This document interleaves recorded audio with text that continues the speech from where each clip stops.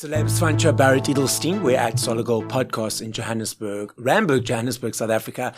With me on the interviewee seat is Mr. Joey Rasdien. Hello, how are you, sir? I'm very good, and you, sir? I can't complain. That's good. So, let's dive straight in. So, you and I have got some history, way back. So, in our previous lives, well, I still teach aerobics, so I still teach spinning. I used to teach aerobics at Alexander Forbes, where you used to work, and you used to do my morning classes. I remember it was either at 6:45 in the morning. Yes. You used to do those classes way many years ago in our previous lives. So it's lovely to see you and connect again. I can see you having those memory flashbacks. Yeah, I remember clearly now. Repeater. The V-step. Yes. I remember clearly now. Yeah. Okay, so now you in this world, in this life, in this moment, you are now a comedian. Mm-hmm. So let's rewind. Let's take it all the way back. Mm-hmm. So obviously you went into financial services after school. Mm-hmm. You naturally were doing comedic stuff, sort of not professionally, but just making everyone laugh in the office. Yeah. What was the moment that you said, okay, I want to now be doing this full time? I don't remember if you remember, but I met my wife at Alexander Forbes at the time. Oh, okay. Yeah, she passed away, unfortunately. Oh, I'm sorry. That's another story. But I met her there, and we started dating, and then we joined Amway. Oh God, yes. You remember Amway? Yes. Network 21, and we went to one of these conferences, and there was this guy on stage, and he was he held the audience captive. Guy from America, Network 21, I think his name was Jim Dornan. And I was like, wow, that's powerful. And then for one of our first dates, we went to go watch the International Comedy Festival at the Civic Theatre in Johannesburg. Yes. And and it was this lineup, and then David Carr was on there. And he murdered. And I was like, wow, that's amazing. And then my wife was like, I think you can do that as well. And that's how I decided that, I can do that as well. So when she said that, did you think she was joking? Or you knew she was serious, but no. Did you? She's like, we knew each other like so intertwined. Okay. And she was like, but you can also do that. And I was like, wow. And that's how I basically got. I first did ads. I was actually maybe an actor before, untrained actor. Yeah. So I joined an agency, and then I did ads. Like I did the first Chelsea ad, and I did the cricket ad, buy the kit and you don't want to take it off. And and then at one of the shoots, I met Bevan Cullinan, who was a director at the time. And then he said, why don't you just come do an open spot at the Underground with John Vlismus? And that's where I went. And I did the open spot. And then, the rest is history. How was that first open spot? I don't know. I don't know if I died. I think my third gig I died. Like the first gig, it was at Cool Runnings. Killed it. Second gig, John Vlismus said, I must come back. Killed it. The funny story about that is me and Wackhead Simpson, we started on the exact same night at Cool Runnings. Our first ever gigs he was in radio broadcasting at the time, working for Eiffel as a producer, I think, for Jeremy Mansfield or somebody. And then we did our first gigs together that night. And then I did another gig at Cool Runnings, and then Vlismus said, no, I'm ready for the blues room. Yeah. I died.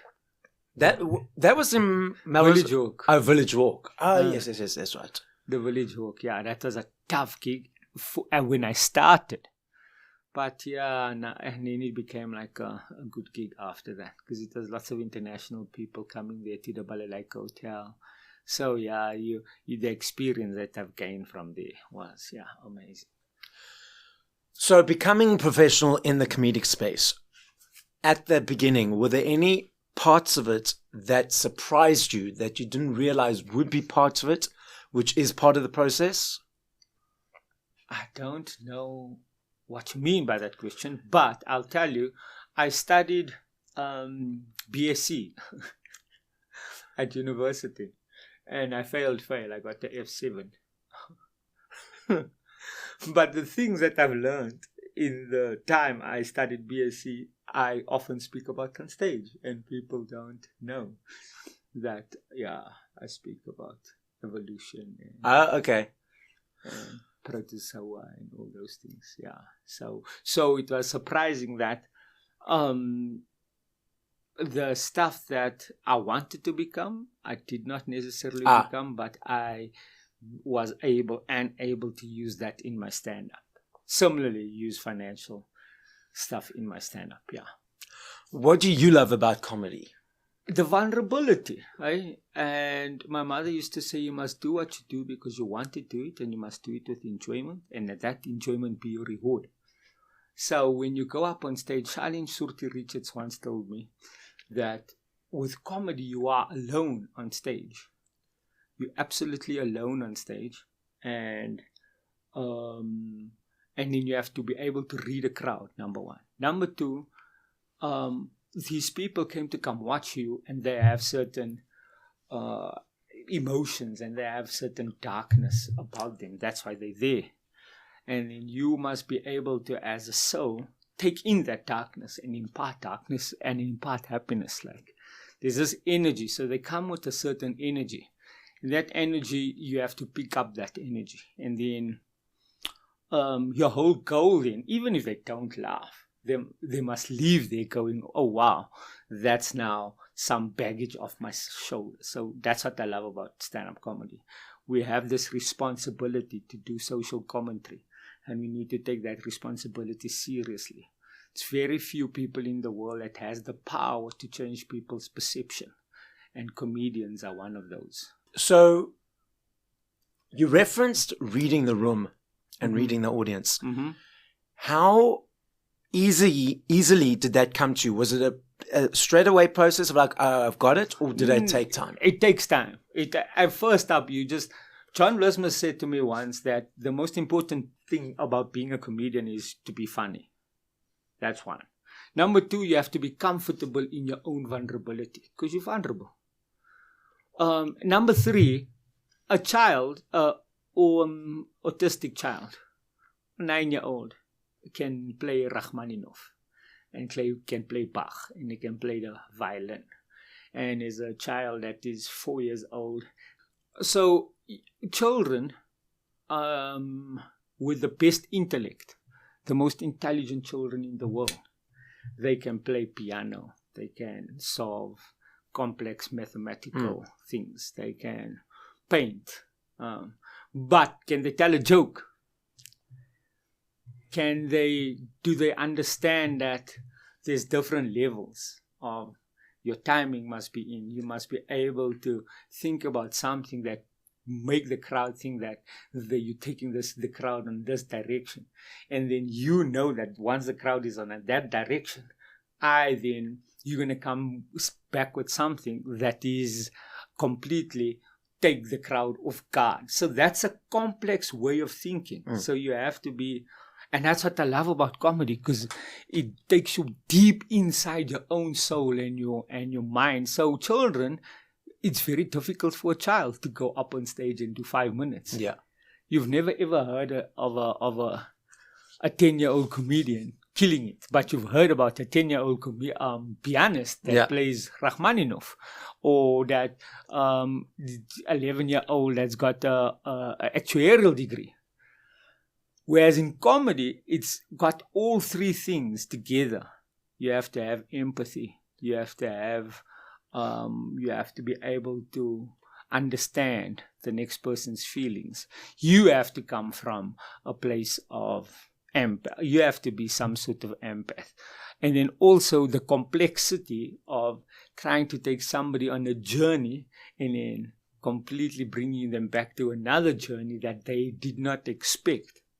And then and with timing. And that's what I love about comedy. If that was the question. Yes, and also about reading the energy. The room. The room. So it's easy. Coming back to reading the room, that comes with experience. Yeah. Number one. And number two, like lots of orators and like lots of maybe politicians that's successful, they are able to read the room, but they speak the truth though. So, it takes experience, and it takes a deep sort of introspective look at yourself first. So if you don't have introspection, people always say, comedians, they have, there's always something bad that happened to them. They're not happy. It's not that. It's not that really. It's introspection. Yeah.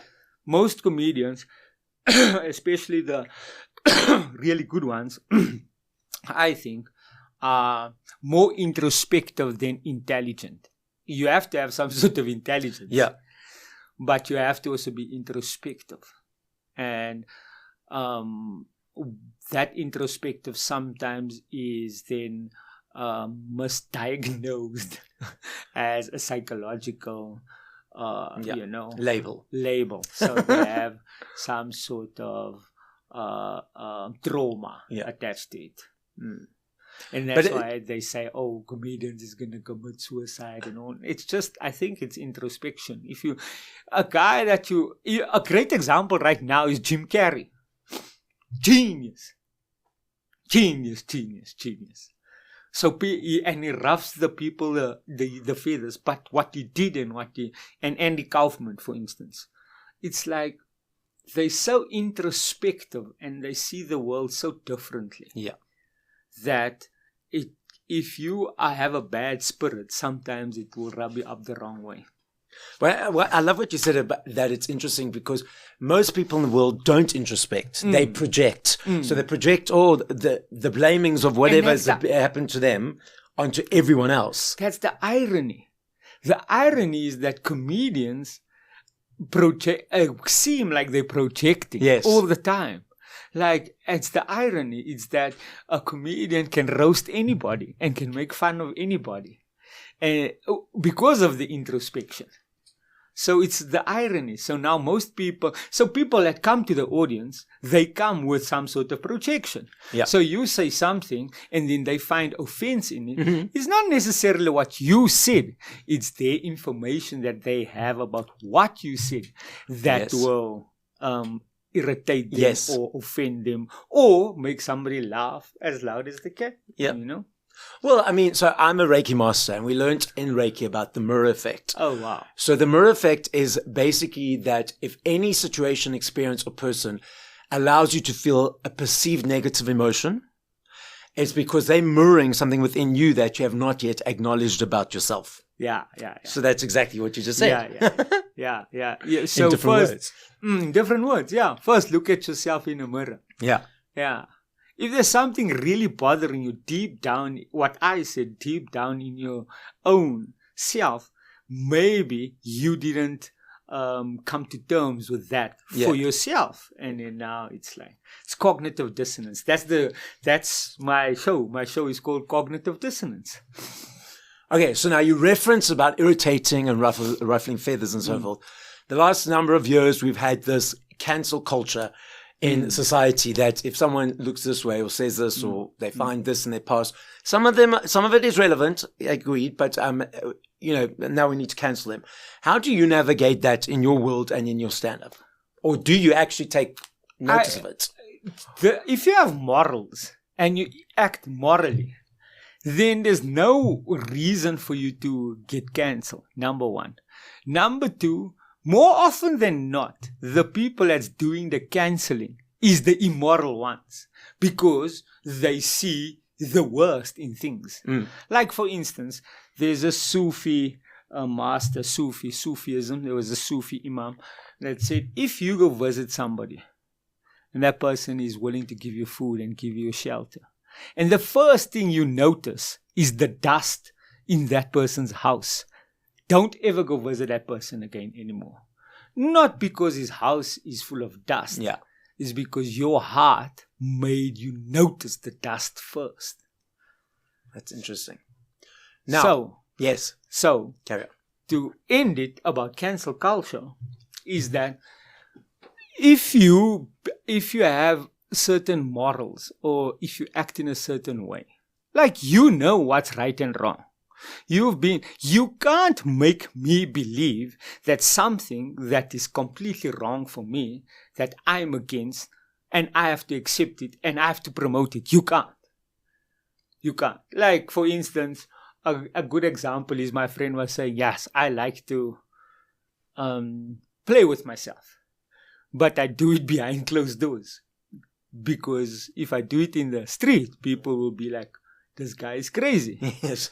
But there's certain things that's happening that people do in the street, and then that auntie that's got morals and is like, no, what are you doing? And they're like, yo, auntie, this is our choice. We want to do this and this and this and this. It's like controversial subjects like my pronoun must be them and they. And where did that come from?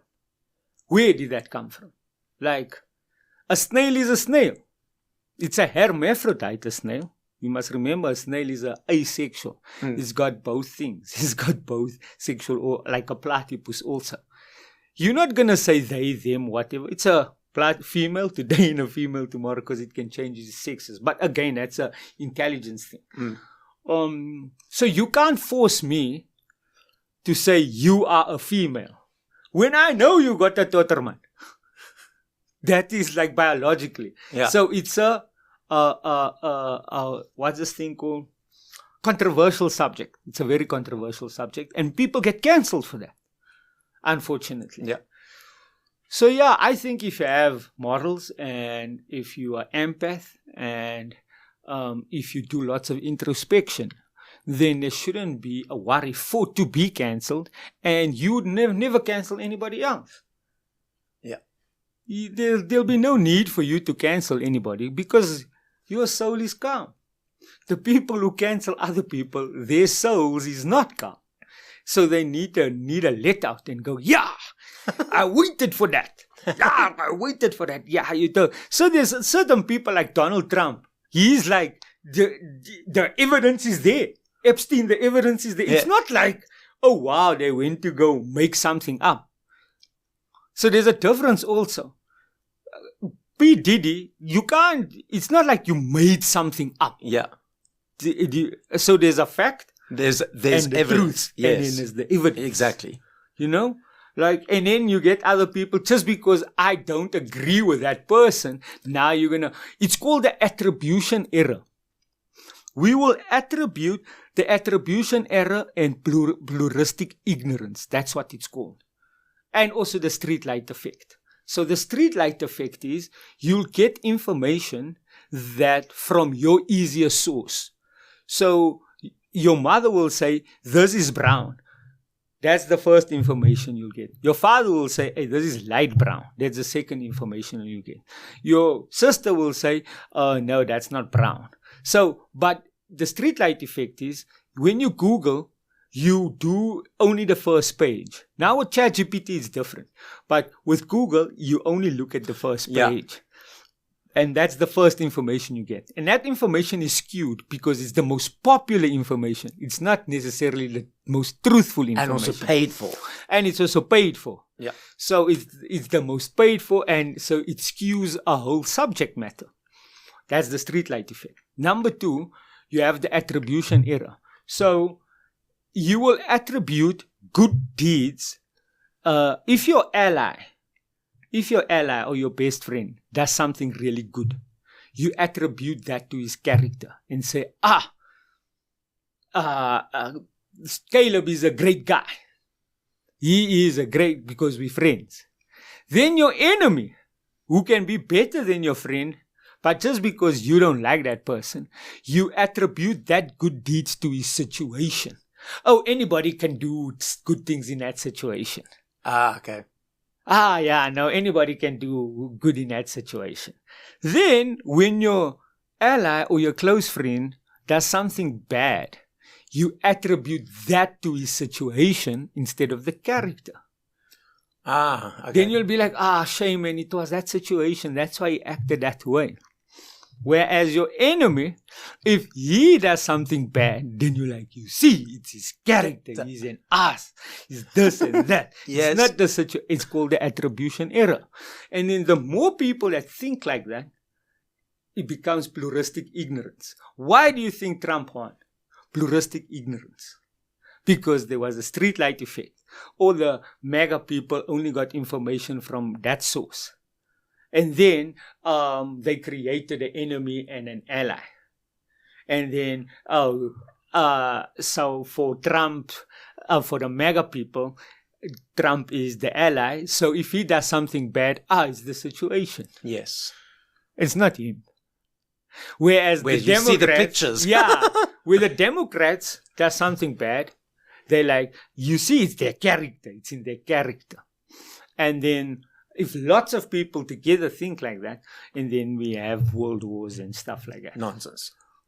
Yeah, I it's very interesting because I've said for the longest time, you would have thought after all these thousands of years of humans being alive, they would stop killing each other because of differences, different readings, different ways, different things, and yet it still carries on. But that makes sense, what you're saying now. Yeah, also, like if you look at the, if you go back primal, if you go to the primates, I watched this great documentary about the chimpanzees of the Congo. Primate, it's called primate. And how also for you to be evolve, you have to have competition. For you to be able to get better, you have to have competition. You have to have, because if like for instance, the human the spirit needs something to look forward to. So you have to have something to look forward to. Otherwise, you end up like New Zealand and Sweden and Norway, like the needs is being taken care of. Whereas in South Africa, every day is a struggle. You don't know where your next gig is going to come from. You don't know if you're going to have a plate of food. You don't know. So your mind becomes animalistic and you want to go for that. And that's why there's so much crime, because these people don't know where the next meal is going to come from. Yeah. And then that instinct comes in that, oh, wow, I need to go sort out for my family. But then what then is greed that comes with that. But the primary seed source is that there's a need. There's a need for that. I need food on the table in it. And then we evolved further.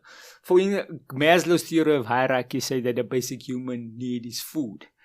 Nowadays, it's the status that's attached to the food that's more important than the food itself.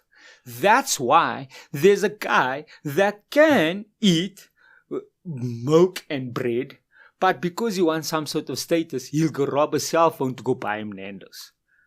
That is a simple example. Yes. Like, if you look at the Mandlanga Commission and the ad hoc committee, these guys were earning 130K per month. You can't tell me that their needs wasn't met. But because of status and because of... So the human psyche, also the human brains also evolved further.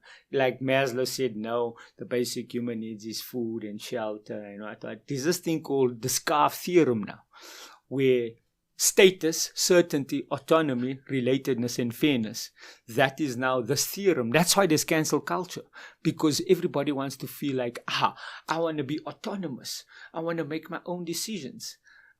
Status, I want to have some sort of status. Certainty, I want to be certain that there will be food instead of the food itself.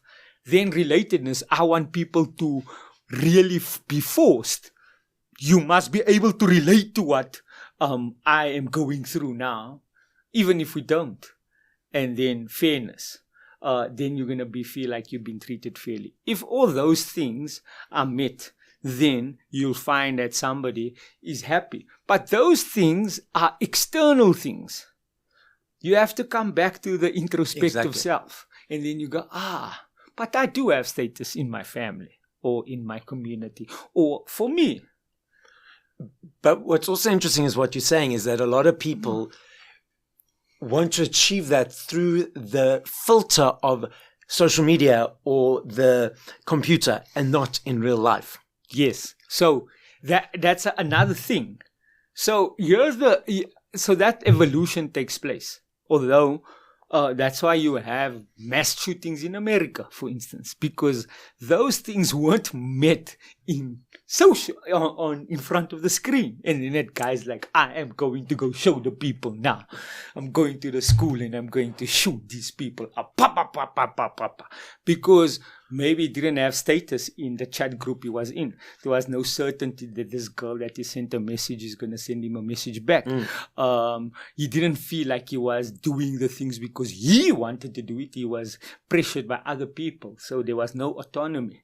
And then nobody could relate to what he was feeling. And then he felt like, oh no, I've been treated unfairly. I'm going to go show these people now. Guy go shoot his parents and his family at a basketball game or ice hockey game in America. So there's all these things. Why did Trump actually attack Iran? For status and for certainty and for autonomy. So if you look why, it's because I am Donald Trump. I am the American. Certainty. America's economy is totally uncertain. So he needed to make it certain. How do I make it certain? Take out competitors or take out... and then, autonomy. Yes, I will do that. I'm going to do this without Congress, with the help of Congress. And then there's people that can relate to that, like Israel, and only Israel can relate to that. Yeah. And then fairness. So now there's proof again that somebody or some entity did something absolutely wrong. Yet, I don't understand how people still perceive it to be a good thing. It's not. There's people that die. It's genocide. It's proof. It's not me making it up. It's not you making it up. Yeah. We can all see that this mic is black. And that's water.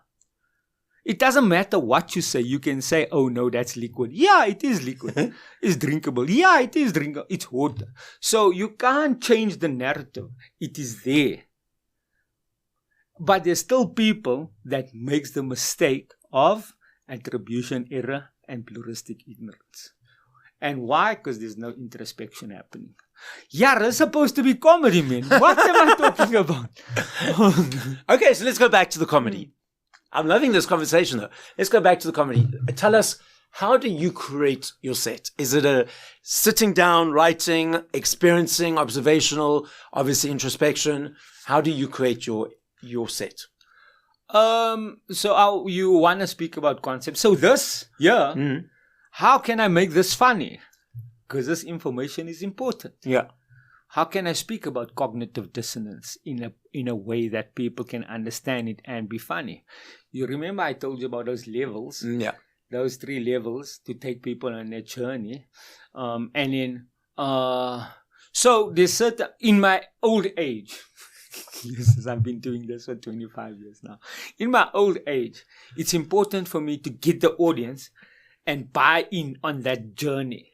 Then I can do anything I want because they bought in and we're going on this journey together. Yeah. So, and then you speak about concepts. So back in the day, you come up, you're like, I'm going to do this joke, I'm going to do this joke, and I'm going to do this joke. Now it's like, I want to speak about this concept, I want to speak about this concept, and I want to speak about this concept. And then you go, these jokes are going to help me speak about this concept. And in case people is not on a journey, I'll bring it back and then we'll use these jokes to get them. Okay. Interesting.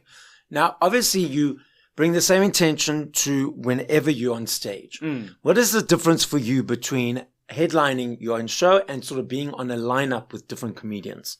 So in a lineup, yes, the last lineup I did was in Durban and I went on stage at 12:20 the next morning. Oh my God.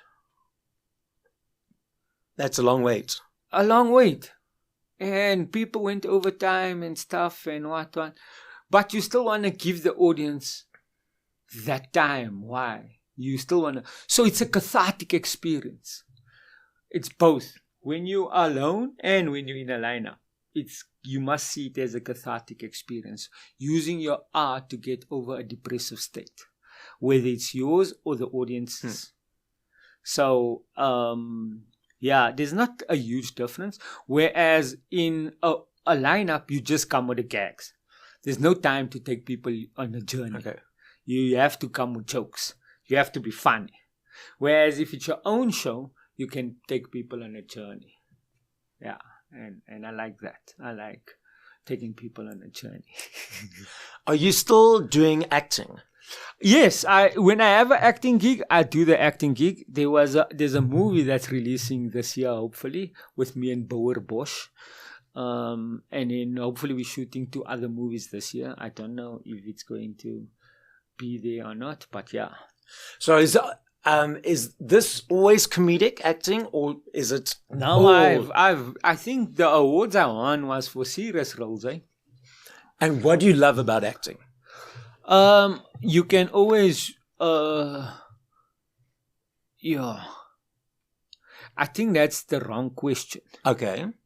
I think the question should be, do I love comedy more or acting more? Okay. So, and what do I love about comedy more is that it's immediate response. Yes. And you're vulnerable.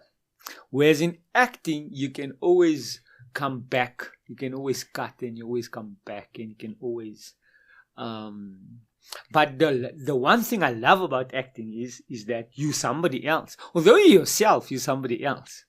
So people like For Dollars and White Pipes. This was my first ever movie. I played a retard. Okay. Up until today, 26 years later, people still call me the character's name. Not knowing that that's just a character I played, Yes. guys. It's just a character. But I played this character, Yeah. He says so, Yeah. The white five-up short, Yeah, like very, those people that is so pure. Their emotional note here is that there's nothing bad in the world. Nothing bad in the world. Everything is good. They don't see any bad in the world. They just see good in the world. And that's the type of character I played in that movie. And up until today, when I walk in certain places in Cape Town, people will go, "Oh, Cecil, my bro. Cecil, my auntie got a dog." But then I quote lines from the movie, even on social media. And sometimes when I go live on TikTok, people will go, "Ah, where's Cecil? My bro, do you have your shoes that Bernie took from you?" So that's the cool thing about being an actor. You can immerse yourself in being somebody completely different. I'd love your observation of this. A lot of the studios, specifically more in Hollywood, are asking for simplified scripts because now the TV screen is now the second screen because people are so busy on their cell phones while they're watching at the same time. For me, that's just frustrating because in my mind, the script should not be simplified. It should be more intense, more convoluted to grab the attention of the person so they put down their phone for that period of time. What are your thoughts on this whole debate and discussion? In 1950, for instance, there wasn't any TV screens. So people went to theater to go watch live shows. Yes. Then in 1976, the TV came along. And then people stopped going to theater, and because now they can watch it on screen, for instance. Like, so because you must remember back in the day, like Chicago and the House of Horrors, that you guys at home will know what I'm talking about, was big productions with beautiful sets on stage, people singing and stuff on stage. Fred Astaire and Dean Martin and Frank Sinatra and Elvis Presley and all these people. So it was a big production back then. So people went to the movies because there wasn't something else. Then something else came along. The TV came along. Cool. Now then people was like, we're going to go watch TV. But then the TV couldn't do that big production that what's the name could a Broadway theater show could. Yeah. Then they're like, oh, we must make movies that can get people like a big production. That's like E.T. and Apocalypse Now and all these other big productions. Then people went, now we're going to go watch this movie. Then before the advent of social media now, so social media did not have an effect on it. You still had your phone, so it wasn't social media as such. You still had your device. Yeah. But our Gladiator was great. It was IMAX and stuff. What happened was when the streaming services came in, people were like, no, I don't need to go to the movies. I can watch it from home, from my stream. Because you remember back in the day, you could buy DVDs from the Indian guy in Fortsburg. And then a guy, while you're watching the movies, offering you popcorn in the movie. Yeah, I had your popcorn here. And you sit down, guy, we're watching the movie. So back in the day, there was that DVDs where you could, that fake movie DVDs. Then it moved on to, I've got now a whole drive of movies on a drive. Then now you don't even have to. Now you can just go on a website and go watch a movie that's not even released yet, because people is like in the edit suite there by a Hollywood studio. And then people don't go watch movies anymore because of that. Because of, like, there's certain people that's making movies so that they hope that the movie gets stolen so that they can go make it big, for instance. I don't know if I'm making sense to the people at home even. And then, so streaming services made people not go to the movies. Now there's a new thing, and that's why I'm doing a show at Stiakiniko. So instead of watching a movie, you're going to come watch me live. So it's like a circle, a whole circle. Yes. that, and then in that, you can also stream that live to other people at the same time. So the world evolves. Technology evolves and stuff evolves, and it's going to evolve more often. What I think about the scripts is that stories are stories. Stories are stories. Dances with Wolves, My Left Foot, Second, Chalk in a Bushveld. You know, stories are Godfather 1, Godfather 2. Matrix, one of my favorite movies ever. Yes. So that's something new, you know? So there is like, that's a script. Like, wow, I did not think about that. Well, Gladiator is Gladiator. It's about a hero that died for, you know, there's certain stories. But Matrix, on the other hand, is taking all these religious books, the Bible, the Quran, the Book of Enoch, and put it in a script and making it, and it's like amazing. That's why Matrix 1 and Matrix 4 is like of my two favorite movies ever. Because it's something that I was thinking about all this time. And here's these people that, because they now, because it was the Wachowski brothers, but now it's Lara. In any case, there's a story for another time. That they put it on screen and you're like, wow, I can make sense of this. Because I read the Bible, because I read the Quran, because I know of the Book of Enoch. All this references was made in the Matrix. So a person that don't have that information will go, this is a cuck movie. I can't believe you're watching this nonsense. But then you go, Neo is the one. Neo is like Jesus Christ, for instance. Morpheus is like Saint Peter, for instance. Like Trinity is like, so you can see that the correlation of all these stories that was religious stories into the Matrix. It's like, so coming back, I agree with you in that you need to have scripts that is like the Matrix that will make you put your phone down or your device down and go. But another thing like that is the most valuable thing in the world right now is not gold. It's not oil. It's not gas. It's not even water. It's attention. That's the most valuable thing in the world right now. Reality. How can you change somebody's reality? Because the humans can fast. Humans can go without food for years. Not for years, but Yeah. you know, like the people in the Amazon, there's people in the Amazon that still nobody actually found. That some tribes, there's certain tribes of the coast of India and on small islands that nobody even discovered. So their reality is completely different to our reality. So the most valuable thing in the world is getting the attention by creating a reality for the people. For that people. So that's why there's Ponzi schemes, and that's why people can get defrauded so easily. Because somebody is giving somebody else too much attention, and then that person can do whatever he wants with that attention. Oh, wow, that's interesting. So now I have a person that so you can convince conmen is only conmen because they are brilliant at keeping your attention. Okay, so you've got cognitive dissonance, yes. And you've also got the movie coming out and potentially other filmings happening. What else can you tell us is coming up over the next period of time?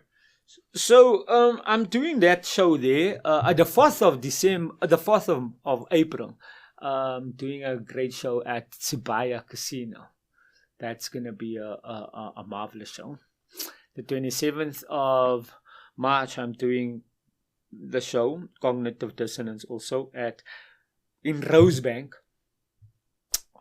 in a cinema where people, instead of watching a movie, they come watch me. So yeah, and then hopefully that is going to be a further process where, like in Peter Turin Theatre, you go to the theatre to go watch a theatre play, whereas you can go to the movies now to also go watch a live thing. So your son and your daughters can go watch Iron Man number 100 and Fast and Furious number 2000. Number 2000. And you and your wifey can come watch some comedy or a jazz show or a performance, So yeah. Cool. So it's like a catering thing. Again, what is the key there? Attention. So, Joey, the podcast is listened to throughout the world. Yes. As a final message to the audience, what would you like to say? You must do what you do because you want to do it, and you must do it with enjoyment. And that enjoyment should be your reward. Anything else is just a bonus. Number 2, don't try not to have an opinion, because opinion is in the middle. It's like, opinion is like nowhere. It's that thing that's hanging between ignorance and knowledge. That's the thing that hangs in between knowledge and ignorance is called opinion. So instead of saying something about something and saying, that's just my opinion, rather go seek more knowledge and say, this is my observation and this is my deduction in my experience. Because opinion is nearer to ignorance than it is to knowledge. Then the last thing is, you cannot attribute, people are going to be people. So one cannot attribute malice to what ignorance can be attributed to. Amazing. So guys, as Joey says, follow your passion for enjoyment. That will be your reward. Gain knowledge and allow that to transport you on your journey in life. This is Celeb Savant, signing out. Another production from Solid Gold Podcasts.